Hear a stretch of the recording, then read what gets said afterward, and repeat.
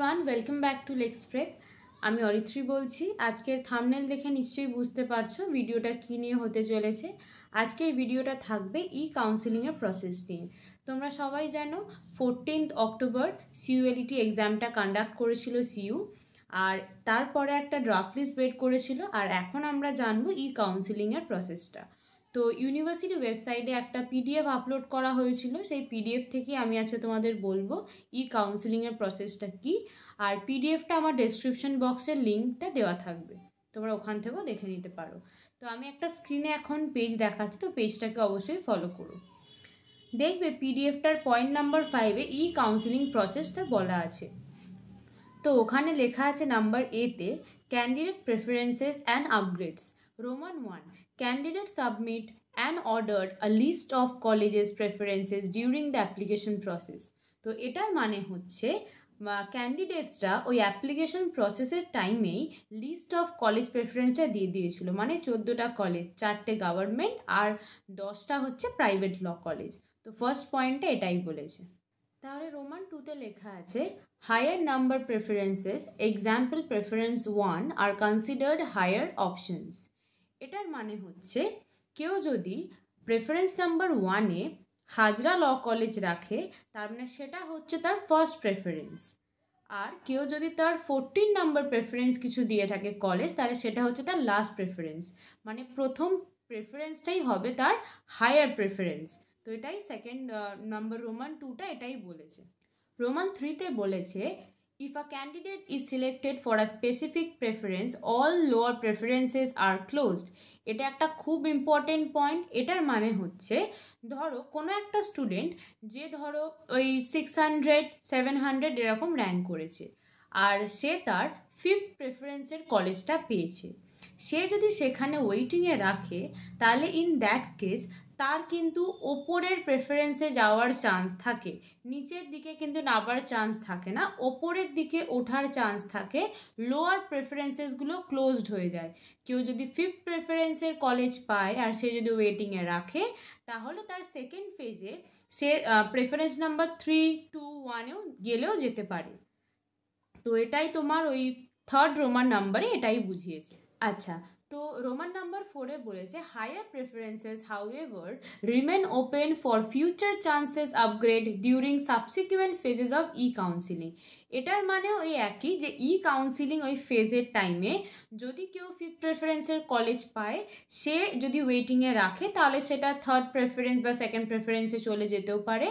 আর ওটাই বলেছে, আর কেউ যদি ধরো সেকেন্ড ফেজেও ওয়েটিংয়ে রাখলো, in that case say second preference বা ফার্স্ট প্রেফারেন্সেও যেতে পারে। তো এই কথাটাই তোমার রোমান নাম্বার 4-এ এক্সপ্লেন করা আছে। এবার যদি তোমরা ভাবো এবারে কটা তোমাদের ফেজেস হবে, এটা এখনও ঠিক করে বলা যাচ্ছে না। মিনিমাম 2 থেকে 3টে ফেজ হওয়া মানে হলেও হতে পারে। এখনও তো এটা ফার্স্ট টাইম, এই জন্য এটা এখনও মানে শিওরলি বলা যাচ্ছে না কি কটা ফেজ হবে। আগের বারে পর্যন্ত 5টা ফেজ হয়েছিল, এবারে আমরা মানে আশা করতে পারি অ্যাটলিস্ট 2 to 3 ফেজেস হলেও হতে পারে। ঠিক আছে, তো নেক্সটটা দেখো নাম্বার বি, চেঞ্জিং প্রেফারেন্সেস।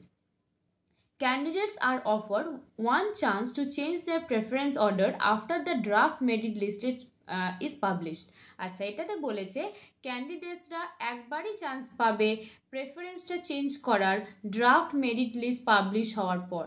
মানে এই যে ড্রাফট মেরিট লিস্টটা পাবলিশ হলো, এটা পাবলিশ হওয়ার পর তোমরা একটাই চান্স পাবে তোমাদের প্রেফারেন্সগুলোকে চেঞ্জ করার। নেক্সট হচ্ছে number C, significance of order of preference. Roman number 1-এ কি দেওয়া আছে একটু পড়েছি, দেখো। A candidate may apply for more than one institute with order of preference. এটার মানে হচ্ছে একটা ক্যান্ডিডেট মোর দ্যান ওয়ান ইনস্টিটিউটে তাদের নাম দিতে পারে at the time of giving that preference. মানে হচ্ছে তোমরা 1 থেকে 14টা কলেজ সব কটাতেই নিজেদের প্রেফারেন্স অনুযায়ী ওটাকে মানে সিরিয়ালি তোমরা প্লেস করেছো। যেমন নাম্বার 1-এ হাজরা, নাম্বার 2-তে যোগেশ, নাম্বার 3-তে সাউথ ক্যালকাটা, নাম্বার 4-এ সুরেন্দ্র। এইভাবে 4টে গভর্নমেন্ট আর 10টা প্রাইভেট কলেজ তোমাদের প্রেফারেন্স অনুযায়ী তোমরা ওটাকে চুজ করেছো।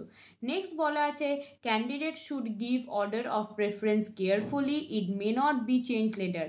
ক্যান্ডিডেটদের এই অর্ডারটা খুব কেয়ারফুলি দিতে হবে, কারণ এটা কিন্তু পরে আর চেঞ্জ করা যায় না। নেক্সট হচ্ছে higher preference will be open for upgradation in next phases of e-counseling and lower preferences will be closed. মানে হায়ার প্রেফারেন্সগুলো আমরা আপগ্রেডেশনের জন্য রাখতে পারি। এক্ষুনি যেটা বললাম যে ধরো তোমরা 5th প্রেফারেন্সে রেখেছিলে একটা প্রাইভেট কলেজ, তো ওখানে তোমরা রাখলে ওয়েটিংয়ে, তাহলে তোমাদের কিন্তু ওই 4th প্রেফারেন্সে কিন্তু ওই কাউন্সিলিংয়ের টাইমে গেলেও যেতে পারে। তো ওটাই বলেছে হায়ার প্রেফারেন্সের জন্য কিন্তু এটা ওপেন থাকবে আর লোয়ার প্রেফারেন্সগুলো কিন্তু ক্লোজড হয়ে যাবে। মানে 5th প্রেফারেন্সে থেকে তোমরা যদি ওয়েটিংয়ে দাও তাহলে ওটা আপগ্রেড হয়ে 2nd বা 3rd প্রেফারেন্সে যেতে পারে, কিন্তু নিচের দিকে কিন্তু যাবে না।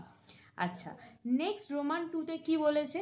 The preference 1 is high option than preference 2 and so on. এটার মানে খুব ভালোভাবেই বোঝা যাচ্ছে কি প্রেফারেন্স 1টা কি high option than preference 2। The candidate should select the institute as preference 1 which she thinks the best one and she intends to get admission.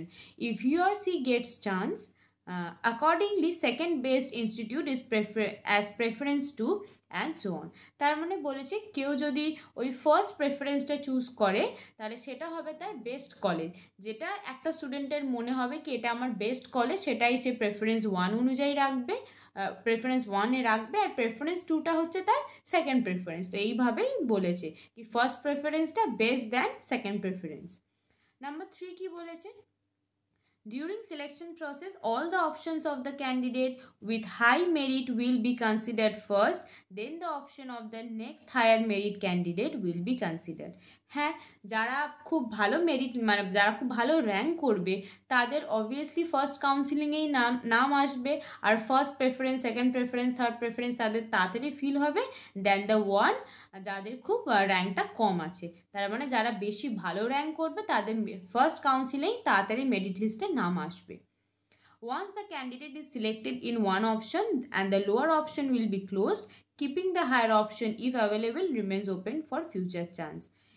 একজন যখন একটা অপশন সিলেক্ট করে নেবে তাহলে বাকি যে লোয়ার প্রেফারেন্সগুলো থাকবে সেটা কিন্তু তখন ক্লোজ হয়ে যাবে, আর সেখানেও সে অ্যাডমিশন নিতে পারে বা পরের প্রসেসের জন্য মানে পরের ফেজের জন্য সে কিন্তু ওয়েট করতে পারে। তো এটাই ছিল তোমাদের পুরো কাউন্সেলিংয়ের প্রসেসটা। এরপরে আরও অনেক ইম্পর্টেন্ট ভিডিওস নিয়ে আসবো, যেমন সিট বুকিং, ওটার ফি স্ট্রাকচার, মানে কত ফিস দিয়ে তোমরা একটা সিটকে বুক করতে পারবে, কবে থেকে তোমাদের কাউন্সেলিং স্টার্ট হবে, অ্যাডমিশন কেমনভাবে করাতে হবে, ভেরিফিকেশন কি করাতে হবে, documents that are needed for admission, তো সব কিছু রিলেটেড ভিডিও নিয়ে আসবো। তো এই ভিডিওটা যদি তোমাদের ভালো লেগে থাকে তাহলে অবশ্যই লাইক, শেয়ার ও সাবস্ক্রাইব করো আমাদের চ্যানেলটা। Till then, stay updated, stay tuned. Jai Hind.